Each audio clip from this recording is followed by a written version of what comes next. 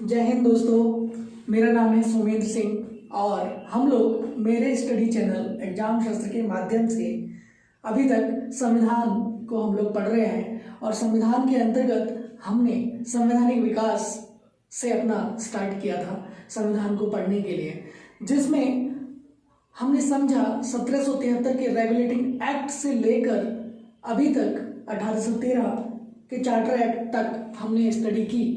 Last में आशा करता हूँ आप सब लोगों ने वो सारे बहुत अच्छे से अपने नोट्स तैयार कर लिए होंगे और उसको पढ़ा भी होगा। स्टार्ट करते हैं वहीं से अपनी यात्रा आगे की तरफ।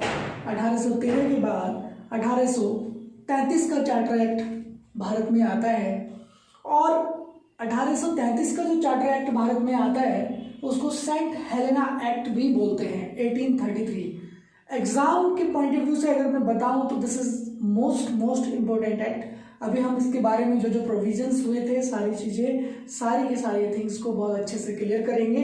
तो अभी इससे पहले समझते हैं कि हमने इससे पहले 1813 के चार्टर एक्ट में आखिर मेन चीज़ हमने क्या पढ़ी थी उसको एक बार समझते हैं। अगर हम 1813 को समझें, 1813 में आपने देखा था कि ईस्ट इंडिया कंपनी जो थी इसकी मोनोपोली थी, एक अधिकार था।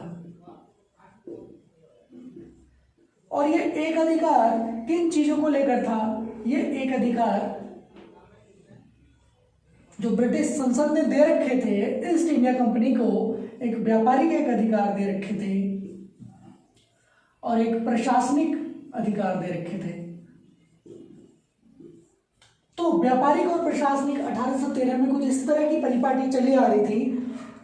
एक अधिकार का मतलब ये था कि भाई अगर व्यापारिक कोई भी व्यापार अगर भारत के साथ किया जाएगा तो वो केवल और केवल ईस्ट इंडिया कंपनी ही करेगी, कोई और कंपनी नहीं कर पाएगी। लेकिन 1813 में क्या हुआ कि अब अन्य व्यापारिक कंपनियां भी भारत आने लग गई थी, लेकिन वो आ तो रही थी लेकिन किन क्षेत्रों में व्यापार कर रही थी? तो एक अधिकार जो था 1813 में केवल चाय, चीन और अफीम इनके साथ व्यापार करने का जो एक अधिकार था वो केवल और केवल ईस्ट इंडिया कंपनी का था। इनके अतिरिक्त जो भी प्रोडक्ट होंगे उन पर जो व्यापार होगा वो अन्य कंपनियां भारत कर सकती हैं, भारत के साथ में कर सकती हैं। लेकिन अगर हम देखें प्रशासनिक एक अधिकारों की, तो प्रशासनिक एक अधिकार को अभी भी 20 वर्षों के लिए और ज़्यादा बढ़ा दिया गया। इतनी बात क्लियर थी, इतना हमने 1813 में पढ़ा था।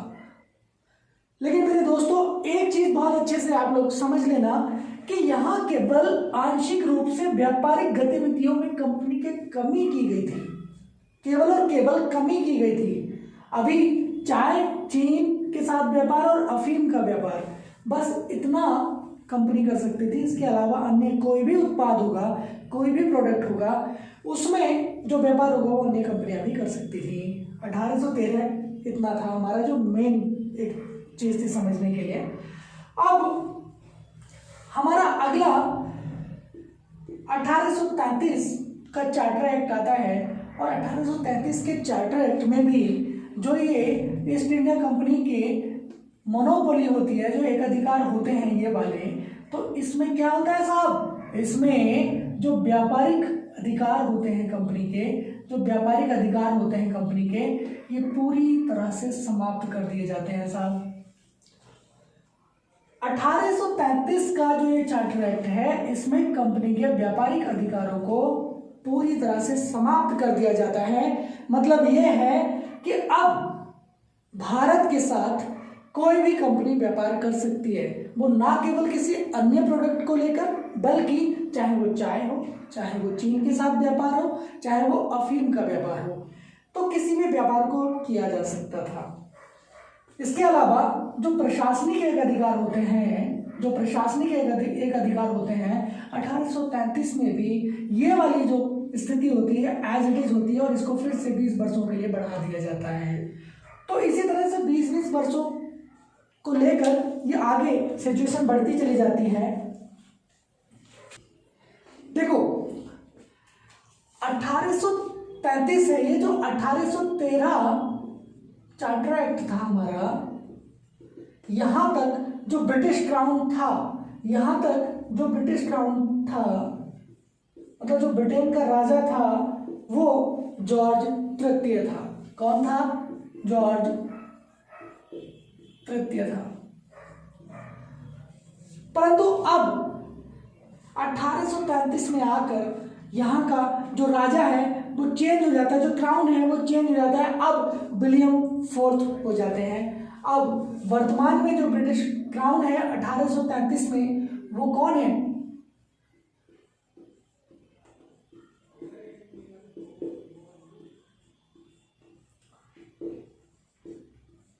विलियम फोर्थ है। इसके अलावा बंगाल का जो गवर्नर जनरल है, बंगाल का, देखो ये सब चीजें मैं इसलिए बता रहा हूं कि 1833 का चार्टर एक्ट है, जो एक्ट है उससे संबंधित, उसके समकालीन भारत में पदासीन कौन कौन अधिकारी थे उससे संबंधित कई बार प्रश्न पूछता है, तो इसलिए हम वाली बात इसमें लिख के लेके चल रहे हैं। तो जो बंगाल का गवर्नर जनरल था इस समय, जो बंगाल का गवर्नर जनरल था वो विलियम बेंटिक था।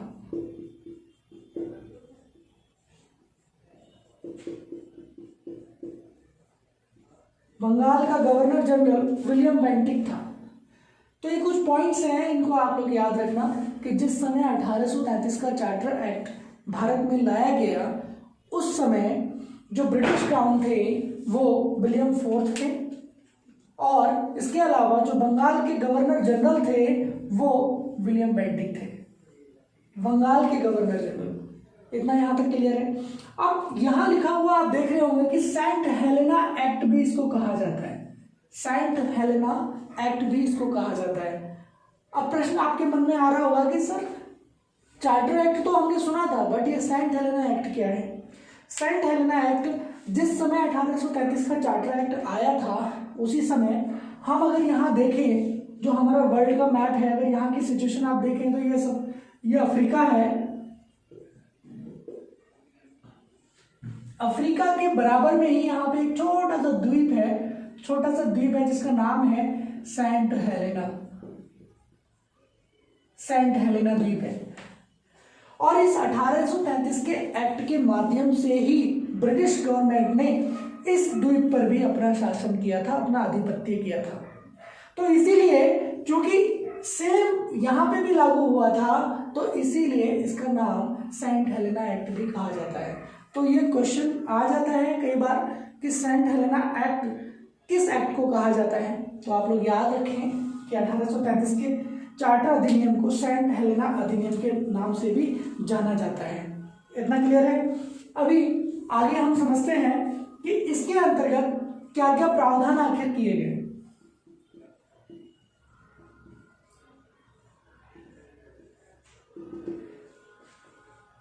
जो 1833 का चार्टर एक्ट था, इसके अंतर्गत क्या क्या प्रावधान किए गए। 1833 के चार्टर एक्ट के अंतर्गत ईस्ट इंडिया कंपनी का जो एक अधिकार था, देखो ईस्ट इंडिया कंपनी का एक अधिकार,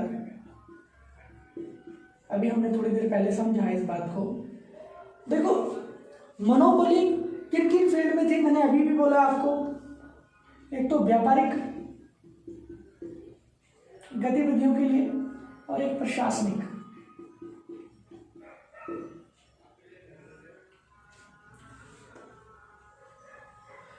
तो ईस्ट इंडिया कंपनी के जो अभी तक एक अधिकार चले आ रहे थे, वो व्यापारिक और प्रशासनिक दोनों में ईस्ट इंडिया कंपनी की ही मोनोपोली थी। और जो व्यापारिक अधिकार का मतलब था कि केवल और केवल कंपनी ही भारत के साथ व्यापार कर सकती है, और इससे पहले अधिनियम में 1813 में कंपनी के अधिकारों को केवल चाय, चीन के साथ व्यापार और अफीम तक ही सीमित कर दिया गया था। लेकिन 1833 के अधिनियम के अंतर्गत कंपनी के व्यापारिक एक अधिकारों को पूर्णतः समाप्त कर दिया गया, पूर्णतः समाप्त कर दिया गया। अब कंपनी ही केवल व्यापार नहीं कर सकती, दुनिया की कोई भी कंपनी भारत आकर भारत के साथ व्यापार कर सकती है। प्रशासनिक एक अधिकारियों की अगर स्थिति को देखें तो यहाँ पे फिर से वही वाली स्थिति हुई कि 20 वर्षों के लिए इसको फिर से बढ़ा दिया गया। इतनी बात क्लियर हो गई होगी आपको। तो ये अंतर क्वेश्चन ये बनता है, आप लोग कंफ्यूज इस चीज को लेकर होते हैं कि 1813 का जो चार्टर एक्ट था कि क्या उसमें कंपनी के व्यापार संबंधी एक अधिकारों को पूर्णतः समाप्त कर दिया गया था या 1833 के चार्टर एक्ट के द्वारा पूर्णतः समाप्त किया गया। तो मेरे दोस्तों 1813 के एक्ट के अंतर्गत केवल और केवल आंशिक रूप से कमी की गई थी और 33 में व्यापारिक एक अधिकारों को कंपनी के पूर्णतः ब्रिटिश संसद के द्वारा, ब्रिटिश पार्लियामेंट के द्वारा समाप्त कर दिया गया। इतनी बात क्लियर है। दूसरा पॉइंट लेकर चलते हैं, क्या प्रावधान इसके अंदर किए गए, दूसरी बात को समझते हैं। दूसरी बात साहब, अब आपने देखा कि ब्रिटिश जो एक अधिकार है व्यापारिक और प्रशासनिक दोनों हमारे खत्म हो गए, लेकिन अब क्या होगा, यहाँ पे एक नई चीज और होगी कि जो बंगाल का गवर्नर जनरल अभी तक होता था हमारा, अभी हमने यहाँ देखो आपने क्या पढ़ा, बंगाल का गवर्नर जनरल जो इस समय था कौन था साहब, विलियम बेंटिक। मगर एक चीज यहाँ पर एक और हुई कि बंगाल का जो गवर्नर जनरल है, बंगाल का गवर्नर जनरल अब बंगाल का गवर्नर जनरल ना कहलाकर अब भारत का गवर्नर जनरल कहा जाएगा। क्या कहा जाएगा, भारत का गवर्नर जनरल कहा जाएगा। और साहब भारत का गवर्नर जनरल कहा जाएगा, इतनी बात क्लियर हुई। अब बंगाल नहीं, अब भारत हो चुका है। तो जब भारत का गवर्नर जनरल कहा जाएगा तो भाई एक बात बताओ, इस समय बंगाल का गवर्नर जनरल कौन था, विलियम बेंटिक। तो जब विलियम बेंटिक था तो पहला भारत का गवर्नर जनरल कौन होगा, पहला भारत का गवर्नर जनरल कौन होगा, यही। तो जो विलियम बेंटिक हुए ये भारत के फर्स्ट गवर्नर जनरल हुए, फर्स्ट गवर्नर जनरल हुए विलियम बेंटिक। अब क्या हुआ कि एक चीज को आप समझने की कोशिश करो, समझो कि कहीं ना कहीं इस एक्ट के माध्यम से ब्रिटिश गवर्नमेंट या ब्रिटिश पार्लियामेंट ये कोशिश कर रही थी कि जो शक्तियां हैं उनको केंद्रीकृत कर दिया जाए, उनको एक जगह कंट्रोल में लेकर आया जाए। और वो कंट्रोल किसके अंदर में आ जाए, वो कंट्रोल गवर्नर जनरल के अंदर आ जाए। कहीं ना कहीं शक्तियों का केंद्रीकरण होने लगा।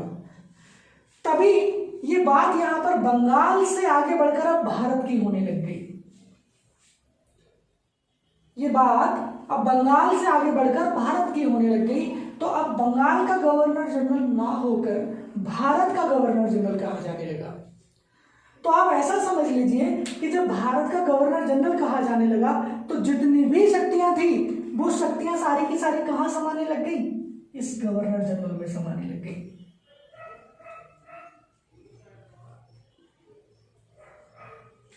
ठीक है साहब। अब एक चीज समझना कि जब ये बंगाल का गवर्नर जनरल था, बंगाल का गवर्नर जनरल था, तो इस समय जितने भी कानून बनते थे, इस समय जितने भी कानून बनते थे, जितने भी कानून निर्मित होते थे, उन सारे कानूनों को सब नियामक कहा जाता था या फिर रेगुलेटर कहा जाता था। क्या कहा जाता था, या तो नियामक कहा जाता था या फिर इंग्लिश में रेगुलेटर कहा जाता था। परंतु जब ये बात भारत की होने लगी तो भारत का गवर्नर जनरल जब अस्तित्व में आ गया तो अब जो ये गवर्नर जनरल भारत का कानून बनाएगा तो इनको महोदय नियामक या रेगुलेटर नहीं कहा जाएगा। इनको अब जो कहा जाएगा, इनको कहा जाएगा एक्ट या फिर अधिनियम।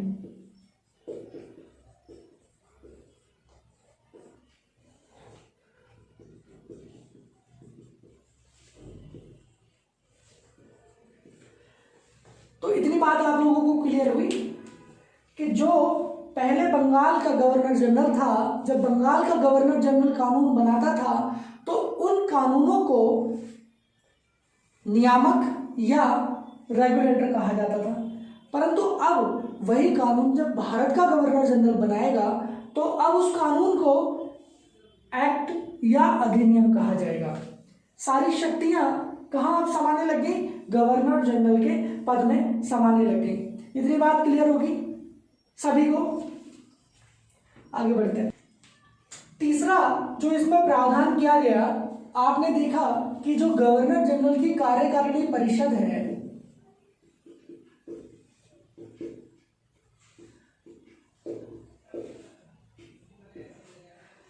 कार्यकारिणी जो गवर्नर जनरल की कार्यकारिणी परिषद है, मतलब जो एग्जीक्यूटिव काउंसिल है, इसमें जो सदस्य होंगे अब वो अब कार्यकारिणी परिषद, कहाँ की कार्यकारिणी परिषद अब कही जाएगी साहब? ये भारत की ही कार्यकारिणी परिषद कही जाएगी। कहीं ना कहीं इसका नाम अब क्या हो जाएगा? ये भारत परिषद हो जाएगा। क्या हो जाएगा?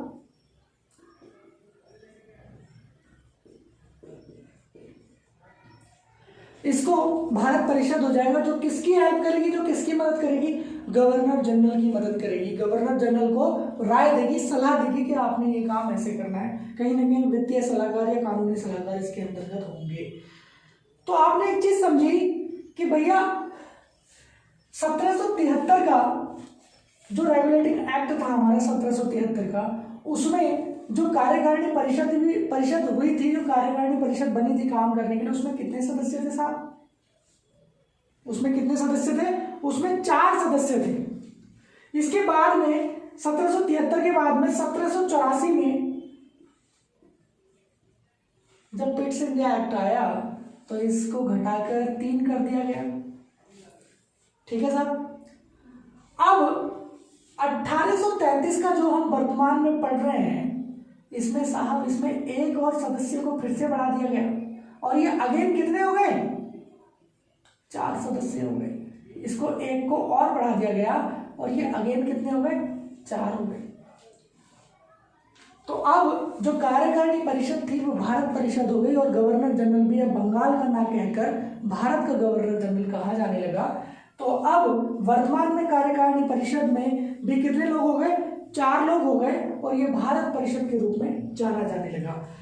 अब प्रश्न ये उठता है कि साहब ये जो 1833 में चौथा सदस्य आया भारत परिषद के अंतर्गत, तो ये चौथा सदस्य कौन था? ये चौथा सदस्य कौन था साहब?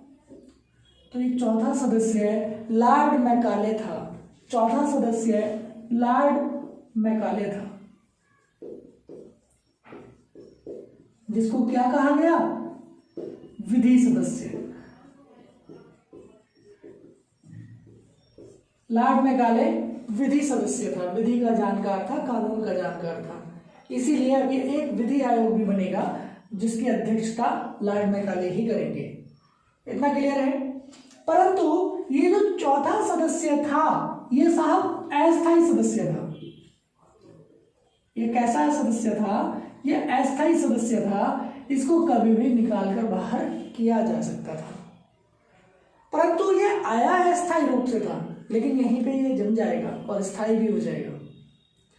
तो ये अस्थायी सदस्य था। कहीं ना कहीं इसके जो अधिकार थे ये उसको उतने अधिकार नहीं थे जितने अधिकार बाकी सदस्यों को थे। इसको ये सारी मीटिंग्स में भाग ले सकता था, गवर्नर जनरल की सारे प्रोसीडिंग्स में भाग ले सकता था, लेकिन लॉर्ड मैकाले को मत अधिकार किसी भी मुद्दे पर या किसी भी प्रस्ताव पर मत देने का अधिकार नहीं था। लेकिन यह अधिकार इसको कब मिल जाएगा? जब यह स्थायी हो जाएगा, अभी आगे चलकर। तो इतनी बात समझ में आप लोगों को आई कि चौथा सदस्य लॉर्ड मैकाले था, जो विधि सदस्य था, कानून का जानकार था, और इसकी जो नियुक्ति हुई थी यहाँ पर वो अस्थायी रूप से हुई थी। इसको मत देने का अधिकार नहीं था किसी भी प्रस्ताव पर, किसी भी कानून पर या किसी भी विधेयक पर। इतना क्लियर है?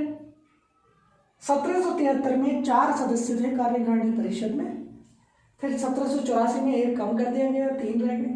उसके बाद में 1833 के इस अधिनियम के अंतर्गत एक और सदस्य बढ़ाया गया, और जो ये एक सदस्य बढ़ा था ये वो एक सदस्य यही था चौथा सदस्य, जिसका नाम क्या था साहब? इसका नाम लॉर्ड मैकाले था, और जो लीगल मेंबर था, लॉ मेंबर था, अस्थायी था, इसको मत देने का अधिकार नहीं था। इतनी बात क्लियर है। इसी की अध्यक्षता में, लॉर्ड मैकाले की अध्यक्षता में ही प्रथम विधि आयोग का गठन किया गया। बहुत अच्छे से समझना इसे। प्रथम विधि आयोग का गठन किया गया इसी की अध्यक्षता में, और इस प्रथम विधि आयोग के जो अध्यक्ष हुए, किसकी अध्यक्षता में किया गया साहब? लॉर्ड मैकाले तो हुए मेरे भाई, लॉर्ड मैकाले हुए। गठन किया गया, तो इस गठन में करने के बाद इसके कितने सदस्य हो गए थे? 4 सदस्य हो गए साहब, 4 सदस्य हो गए। मैकाले चूंकि कानून का जानकार था, तो इसी ने यहां पर मैकाले कोड डेवलप किया, मैकाले संहिता का निर्माण किया, जिसको मैकाले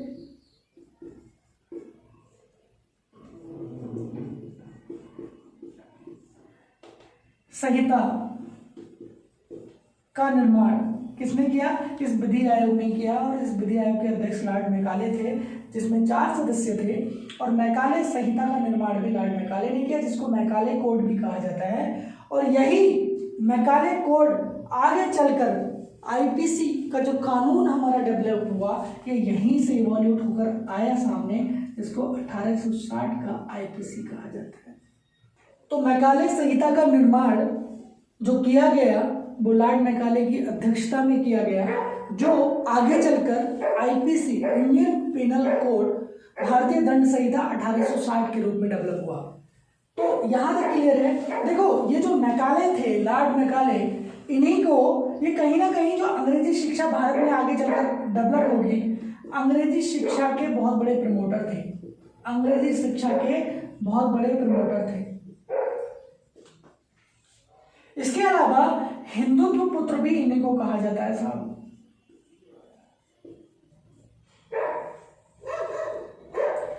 किनको? लॉर्ड मैकाले को।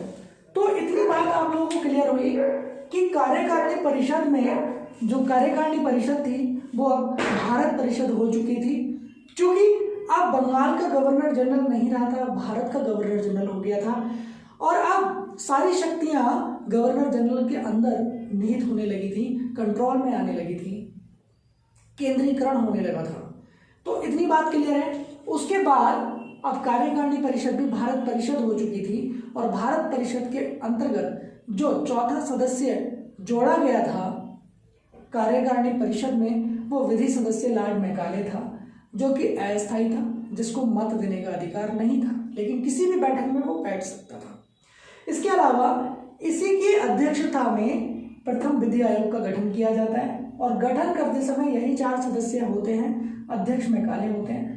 मैकाले कोड डेवलप किया जाता है लॉर्ड मैकाले के द्वारा, कानून बनाया जाता है, एक्चुअली वही कानून आगे चलकर 1860 का आईपीसी कानून बनता है, इंडियन पिनल कोड बनता है, भारतीय दंड संहिता बनती है। इन्हीं को, जो कि अंग्रेजी शिक्षा के बहुत अच्छे प्रमोटर रहे हैं, बहुत बड़े प्रमोटर हैं, आगे अंग्रेजी शिक्षा को भारत में लाने में इनका बहुत बड़ा योगदान रहेगा। हिंदू पुत्र भी इन्हीं को कहा जाता है। इतनी बात क्लियर है। इसके अलावा एक चीज और आप समझ लीजिए कि कहीं ना कहीं जो भारत का गवर्नर जनरल था, जो अब भारत का गवर्नर जनरल था, अब वो भारत के किसी भी क्षेत्र के लिए कानून बना सकता था, कहीं के लिए भी कानून बना सकता था। देखो, उसको समझो बड़े अच्छे तरीके से कि भाई अब अंग्रेजों का जो अधिपत्य था वो बढ़ता जा रहा था, क्षेत्र बहुत बड़ा होता जा रहा था, तो इसलिए उन्होंने क्या किया कि एक जगह उसको कंट्रोल करना जरूरी था, नियंत्रण में लाने के लिए, इसीलिए शक्तियां सबसे ज्यादा गवर्नर जनरल को दे दी गई, और उसी के कंट्रोल में सारी की सारी चीजें आ गई। आगे बढ़ते हैं, हमने यहाँ तक पढ़ लिया ये, अब अगला पॉइंट पढ़ते हैं। अब सरकारी सेवाओं में चयन हेतु खुली प्रतियोगिताएं होने लगी हैं। सरकारी सेवाओं में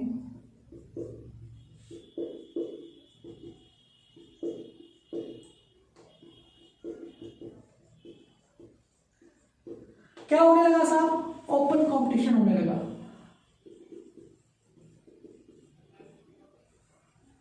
मतलब वो परीक्षा होने लगी कि भाई सरकारी सेवाओं में कोई भी जो है, भारत का भी कोई भी व्यक्ति जो पढ़ा लिखा है वो सरकारी सेवाओं में अपना चयन करा सकता है।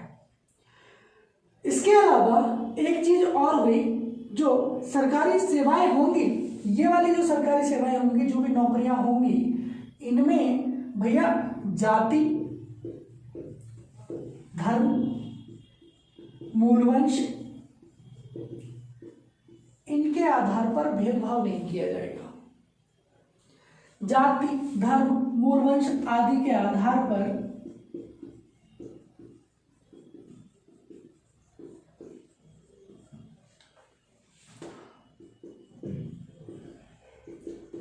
सेवाओं में भेदभाव नहीं किया जाएगा। अब देखो, ये अपने आप में बहुत बोल्ड स्टेप था सरकार का, बहुत डेयरिंग स्टेप था कि भाई जाति, धर्म, मूलवंश आदि के आधार पर आपको सेवाओं से वंचित नहीं किया जाएगा। भाई मान लो कोई आदमी किसी कास्ट का है, तो कोई नीची जाति का है, तो उसको जो है भैया ऐसा नहीं है कि उसको इस आधार पर उसको हटा दिया जाएगा। या मान लो कोई हिंदू धर्म का है, कोई मुस्लिम धर्म का है, कोई ईसाई है या कोई सिख है, तो उसको इस आधार पर सरकारी नौकरी में सेवा देने से रोका नहीं जाएगा।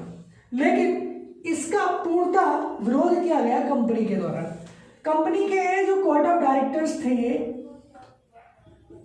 डायरेक्टर्स थे, उन्होंने इसको मानने से मना कर दिया, इनकार कर दिया। इन्होंने इसको एक्सेप्ट नहीं किया, तो यह चीज आगे चलकर खत्म कर दी गई, ये प्रावधान खत्म कर दिया गया। और यहां से बात समझ में आ गई कि कहीं ना कहीं कंपनी नहीं चाहती थी, कंपनी चाहती थी कि इन लोगों में आपस में फूट पड़ी रहे, आपस में लड़ाई झगड़े या भेदभाव या आपस में इनमें कटुता बनी रहे, जिसकी वजह से ये आगे मेन स्ट्रीम में ना आ पाए। तो इतनी बात समझ में, इसीलिए कोर्ट ऑफ डायरेक्टर और बोर्ड ऑफ डायरेक्टर ने क्लियर कट इसमें मना कर दिया। धारा 87 के अंतर्गत ये हुआ था। धारा 87 के अंतर्गत ये बेंटिक इसको लेकर आए थे, लॉर्ड विलियम बेंटिक के प्रयासों से ये काम हो रहा था, लेकिन ये मना कर दिया गया, जिसको बाद में हटा दिया गया, बाद में हटा दिया गया।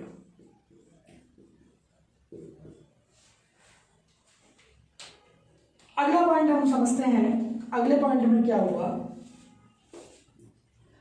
इसी 1833 के चार्टर एक्ट में लॉर्ड विलियम बेंटिक, जो हमारे गवर्नर जनरल थे भारत के, विलियम बेंटिक ने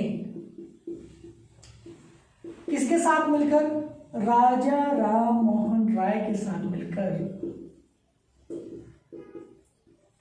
राजा राम मोहन राय के साथ मिलकर सती प्रथा का उन्मूलन किया, सती प्रथा को समाप्त किया, सती प्रथा को समाप्त कर दिया। किसके माध्यम से, शारदा एक्ट के माध्यम से।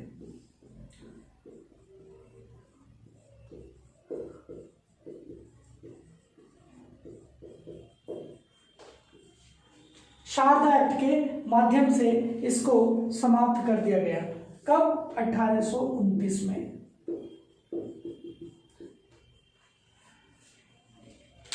तो 1833 के चार्टर एक्ट के माध्यम से ही विलियम बेंटिक ने राजा राम मोहन राय के साथ मिलकर सती प्रथा को शारदा एक्ट के माध्यम से समाप्त कर दिया गया। 1829 में राजा राम मोहन राय के साथ मिलकर जो प्रयास किए जा रहे थे उसके अंतर्गत।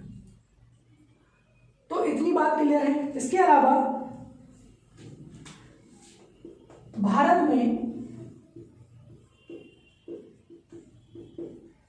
दास प्रथा, पहली बात तो भारत में इतनी ये थी नहीं, लेकिन फिर भी दास प्रथा की जो भी थी समाप्ति कर दी गई, इसका उन्मूलन कर दिया गया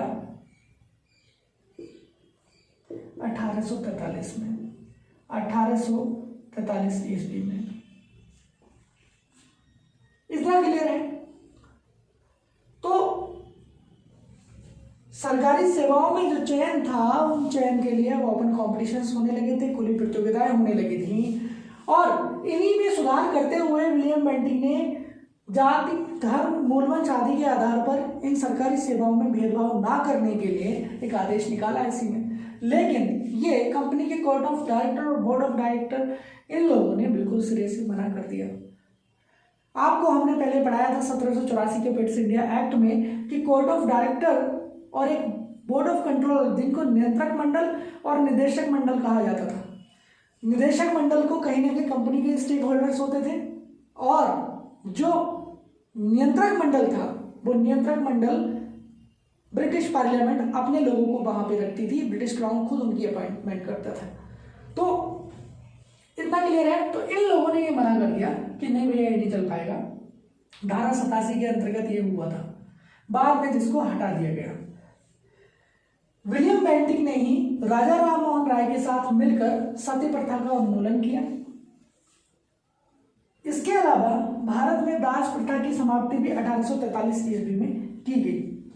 एक बहुत इंपॉर्टेंट प्रावधान और यहां पर हुआ, जो अलग से एक छोटा सा अधिनियम लेकर आए, जो छोटा सा एक्ट लेकर आए 1837 में। इसको याद रखना, 1837 में, चूंकि ये देखो मुगलों का शासनकाल था इस समय 1837 में, और मुगलों की आधिकारिक भाषा क्या थी? फारसी थी। तो 1837 में फारसी भाषा को हटाकर अंग्रेजी को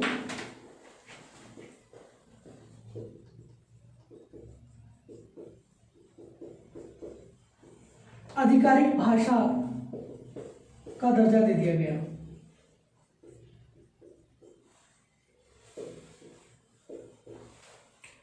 इतनी बात क्लियर है?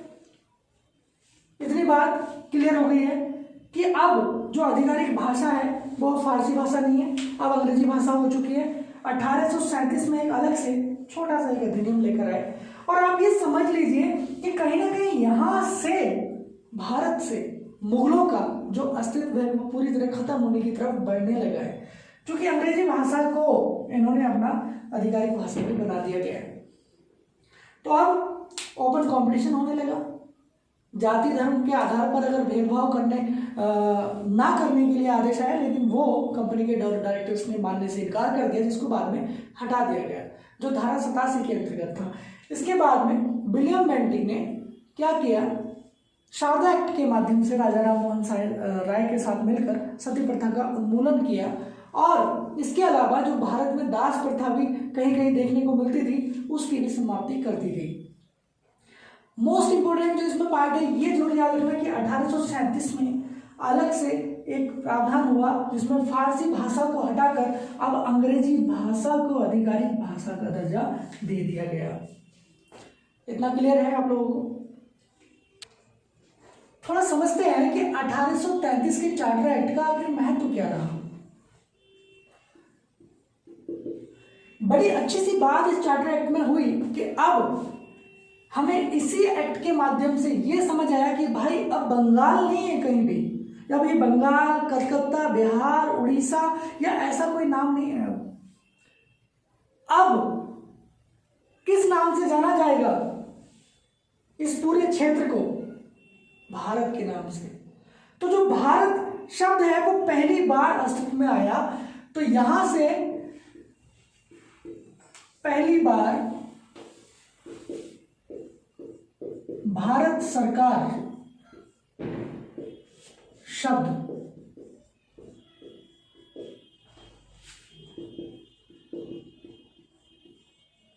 का प्रयोग हुआ।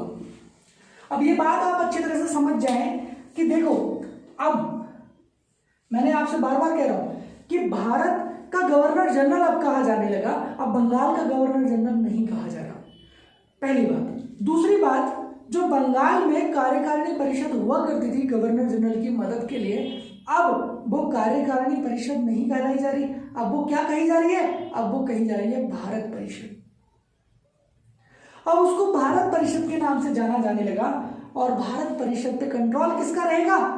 गवर्नर जनरल ऑफ इंडिया का। जो पहले गवर्नर जनरल कौन है? हमारे विलियम बेंटिक हुए। तो पहली बार भारत, बार बार भारत शब्द का यूज हो रहा है और सारी शक्तियां एक ही जगह केंद्रीकृत कर दी गई। भारत एक बनाने का प्रयास किया जा रहा है, एक कंप्लीट एक गढ़ बनाने का प्रयास किया जा रहा है, गणराज्य बनाने का प्रयास किया जा रहा है, तो भारत सरकार पहली बार इस शब्द का प्रयोग यहाँ पर हुआ। इसका सबसे ज्यादा महत्व पहली बात ये याद रखें। अब एक चीज और समझे आप लोग कि संपूर्ण भारत का, अब बंगाल का या बिहार का या फिर ब्रिटिश आधिपत्य वाले क्षेत्र का गवर्नर नहीं होगा। अब संपूर्ण भारत का एक ही गवर्नर जनरल होगा। संपूर्ण भारत का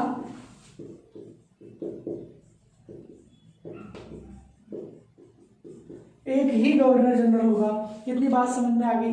तो कहीं ना कहीं देश की शासन प्रणाली का क्या हो गया, देश की शासन प्रणाली का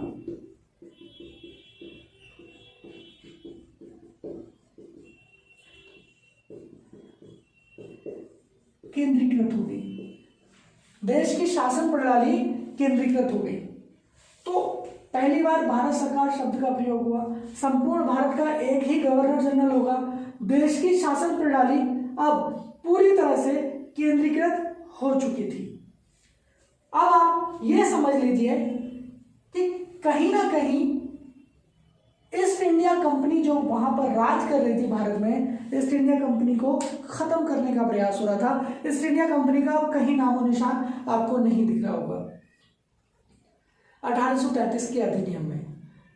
मतलब आप ऐसा समझिए कि ईस्ट इंडिया कंपनी व्यापारिक इकाई ना होकर केवल और केवल प्रशासनिक इकाई तक ही सीमित रह गई, और वो भी आगे चलकर बहुत जल्दी प्रशासनिक कार्य भी कंपनी के खत्म हो जाएंगे। ब्रिटिश सरकार बहुत जल्दी सारी बागडोर ब्रिटिश क्राउन अपने हाथों में ले लेगा। जैसे जैसे हम आगे बढ़ेंगे आपको क्लियर होती जाएंगी चीजें। तो ये चीज अगर लिखना चाहें तो ये हम लिख सकते हैं कि कंपनी मात्र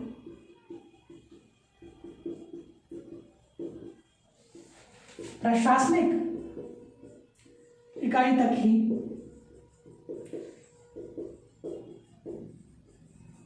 सीमित रहेगी। ये इसका महत्व हुआ। तो हमने ये बात क्लियर कट समझी आप लोगों को। मैं अभी थोड़ा सा समरी हम लेते हैं इसकी, शुरू से लेकर एक बार रिवाइज करते हैं। हमने समझा कि 1833 का जो चार्टर एक्ट था, इसको द सेंट हेलेना एक्ट भी कहा जाता है। सेंट हेलेना एक्ट क्यों कहा जाता है? क्योंकि अफ्रीका के पास में एक छोटा सा द्वीप था जिसका नाम था सेंट हेलेना। 1833 के माध्यम से कहीं ना कहीं ब्रिटिश सरकार सेंट हेलेना द्वीप पर भी अपना शासन कर रही थी। तो इसीलिए इस एक्ट को सेंट हेलेना एक्ट भी कहा जाता है, पहली बात। दूसरी बात कि जिस समय ये चार्टर एक्ट भारत में आया उस समय ब्रिटिश क्राउन कौन थे? उस समय ब्रिटिश क्राउन विलियम फोर्थ थे। दूसरी बात, यहां पर गवर्नर जनरल जो थे बंगाल के, वो विलियम बेंटिक थे। बंगाल के गवर्नर जनरल विलियम बेंटिक थे। अब इसी एक्ट के माध्यम से जो बंगाल का गवर्नर जनरल था उसको भारत का गवर्नर जनरल बना दिया गया था। बंगाल का गवर्नर जनरल अब भारत का गवर्नर जनरल हो चुका था। बंगाल का गवर्नर जनरल जब कानून बनाता था उनको नियामक या रेगुलेटर कहा जाता था, और भारत का गवर्नर जनरल अब जो कानून बनाएगा उन कानूनों को अधिनियम या एक्ट कहा जाएगा। भारत के गवर्नर जनरल को भारत के किसी भी क्षेत्र के लिए कानून बनाने का अधिकार मिल चुका था। मतलब भारत का कोई भी क्षेत्र होगा वो अब गवर्नर जनरल के कंट्रोल में आ चुका था। कहीं ना कहीं बिखरा हुआ जो भारत था, जो ब्रिटिश कंट्रोल में था, उसको केंद्रीकृत करने का प्रयास किया जा रहा था। नंबर 3, तीसरी बात हमने क्या पढ़ी कि जो कार्यकारिणी परिषद थी 1833 के अंतर्गत, उस परिषद में 1773 में हमने देखा था कि कार्यकारिणी परिषद में 3 सदस्य हुआ करते थे। 1784 में उन सदस्यों को 4 कर दिया गया, और फिर 1833 में आकर 4 सदस्य हुआ करते थे 1773 में, 1784 में उनको 3 कर दिया गया। लेकिन 1833 का जब ये चार्टर एक्ट आया, फिर एक और सदस्य को बढ़ाया गया, और वो चौथा सदस्य जो बढ़ा, वो चौथा सदस्य विधि सदस्य था, वो कानून का जानकार था। लेकिन ये सदस्य अस्थायी सदस्य होता है, इसको मत देने का अधिकार नहीं होता किसी भी मुद्दे पर, किसी भी प्रस्ताव पर, किसी भी एजेंडे पर। यह सदस्य केवल विधि सदस्य के रूप में शामिल किया जाता है, जिसका नाम होता है लॉर्ड मैकाले। लॉर्ड मैकाले को जो प्रथम विधि आयोग हमारा बनता है यहाँ पर, उसका अध्यक्ष भी बनाया जाता है और उसका गठन किया जाता है। उस गठन में 4 सदस्य होते हैं विधि आयोग के, जिसके अध्यक्ष कौन होते हैं साहब? Lord Macaulay. और लॉर्ड मैकाले ही अपनी एक मैकाले संहिता लेकर आते हैं, एक मैकाले कोडिफाइंग या मैकाले कोड लेकर आते हैं, जो आगे चलकर 1860 का कानून बनता है, 1860 की आईपीसी बनता है। और जो आईपीसी, इंडियन पिनल कोड, हम आज भी जिसको फॉलो करते आ रहे हैं, जिसके हिसाब से दंड का प्रावधान आज भी हमारे भारत में किया जा रहा है। तो मैकाले का बहुत इंपॉर्टेंट रोल होता है, यहां तक कि अंग्रेजी शिक्षा के लिए भी। अंग्रेजी शिक्षा के बहुत बड़े प्रमोटर ये रहे हैं, यहां तक कि इनको हिंदुत्व पुत्र भी कहा जाता है। अभी इनकी संस्कृतियों के आधार पर ही अभी आगे प्रतियोगिता का आयोजन किया जाएगा आईसीएस वगैरह के लिए, अभी हम पढ़ेंगे, वो इन्हीं की संस्कृतियों के आधार पर कई आगे बड़े काम होंगे लॉर्ड मैकाले के। तो इतनी बात हमने क्लियर करी, इतनी बात हमें समझ आ गई। अब पहली बार सरकारी सेवाओं में चयन के लिए ओपन कंपटीशन होने लगा साहब। पहली बार सरकारी सेवाओं के लिए ओपन कंपटीशन की बात की गई और विलियम बेंटिक ने धारा 87 में, इस एक्ट के अंतर्गत धारा 87 में यह बात बोली कि भैया धर्म, जाति, मूलवंश, इसके आधार पर किसी के साथ भी भेदभाव नहीं किया जाएगा। मतलब भाई आप चाहे हिंदू हैं, आप चाहे मुस्लिम हैं, आप सिख हैं, ईसाई हैं, काले हैं, गोरे हैं, कैसे भी हैं, लेकिन आप सरकारी नौकरी कर सकते हैं अगर आपके अंदर टैलेंट है, अगर आप कंपटीशन फाइट करके आने को तैयार हैं, अगर आप सक्षम हैं, देन आप कोई भी नौकरी कर सकते हैं, सरकारी सेवा ले सकते हैं। जिसका साफ विरोध किया किसने? कंपनी ने, जिसका साफ साफ एक विरोध कर दिया एकजुट में, कोर्ट ऑफ डायरेक्टर्स ने, मतलब वही निदेशक मंडल ने सीधे सीधे विरोध कर दिया। ये निदेशक मंडल जो था साहब, ये कंपनी के स्टेक होल्डर्स होते हैं, इनमें कोई भी ब्रिटिश क्राउन का रोल नहीं होता, ब्रिटिश क्राउन इनको अपॉइंट नहीं करता। हमने पिट्स इंडिया एक्ट में ये बात पढ़ी थी कि एक निदेशक मंडल होता है, एक नियंत्रक मंडल होता है। निदेशक मंडल जो होता है वो कंपनी के स्टेक होल्डर, शेयर होल्डर्स होते हैं, वहीं से चुने जाते हैं, कंपनी के ही लोग उसमें होते हैं, बोर्ड ऑफ डायरेक्टर्स। और जो नियंत्रक मंडल होता है उसको ब्रिटिश क्राउन चुनता है अपने हिसाब से, ताकि वो कंट्रोल बनाकर इनके ऊपर रख सके। तो साहब उसी निदेशक मंडल ने, उन्हीं बोर्ड ऑफ डायरेक्टर्स ने उस चीज के लिए मना कर दिया कि भैया नौकरियों में ये वाला आरक्षण नहीं दिया जाएगा, जाति, धर्म, मूलवंश, इसके आधार पर हमारा जिसको मन करेगा हम तो उसको देंगे। समझ में बात आ गई। इसके अलावा और एक चीज हुई इसी एक्ट के माध्यम से, लॉर्ड विलियम बेंटिक ने सती प्रथा का उन्मूलन किया राजा राम मोहन राय के साथ मिलकर, शारदा एक्ट के माध्यम से। किस एक्ट के माध्यम से दोस्तों? शारदा एक्ट के माध्यम से। इसके आगे, अच्छा, शारदा एक्ट के माध्यम से सती प्रथा का तो उन्मूलन किया गया, साथ में ठगी प्रथा भी बहुत चलती थी यहाँ, तो ठगी प्रथा का भी उन्मूलन यहाँ पर कर दिया। अब कहीं कहीं भारत में यह भी देखने को मिलता था कि दास प्रथा भी बहुत ज्यादा चलन में थी, तो दास प्रथा का भी उन्मूलन 1843 में लॉर्ड विलियम बेंटिक ने वो भी कर दिया। अब एक बहुत इंपॉर्टेंट जो बात है वो 1837 में एक अलग से अधिनियम लाया गया छोटा सा, जिसमें फारसी भाषा को अब आधिकारिक भाषा के दर्जे से हटाकर अलग कर दिया गया साहब, और इंग्लिश को, अंग्रेजी को आधिकारिक भाषा बना दिया गया भारत की। आधिकारिक भाषा मतलब आप समझिए कि जितने भी भैया कागजी कार्यवाहियां होंगी, जितने भी दस्तावेज होंगे, जो भी आदेश होंगे या जो भी नियम कानून बनेंगे, सब अंग्रेजी में बनेंगे। इतना क्लियर है। तो ये 1837 में हुआ, इसको आप अच्छे से याद कर लेना, मैंने नोट भी कराया है। 1837 में अलग से एक अधिनियम आया जिसके अंतर्गत फारसी भाषा को हटाकर अंग्रेजी भाषा को आधिकारिक भाषा का दर्जा दे दिया गया, लॉर्ड विलियम बेंटिक के द्वारा। इसके अलावा अब इस पूरी चार्टर एक्ट का जो महत्व है, उस महत्व को अगर हम समझें तो इस महत्व को मेरे भाइयों आप ये देखिए कि हर जगह पूरे के पूरे अधिनियम में केवल भारत की बात हो रही है, बंगाल की बात अब नहीं हो रही। तो भारत सरकार, पहली बार भारत सरकार शब्द का प्रयोग हुआ, पहली बार भारत सरकार की बात की गई, भारत के लिए बात की गई। और बंगाल का गवर्नर जनरल नहीं होगा, अब इन्होंने कहा कि भैया संपूर्ण भारत का एक ही गवर्नर जनरल होगा। और पहले गवर्नर जनरल कौन थे साहब ऐसे भारत के? William Bentinck. देश की शासन प्रणाली क्या हो रही थी अब?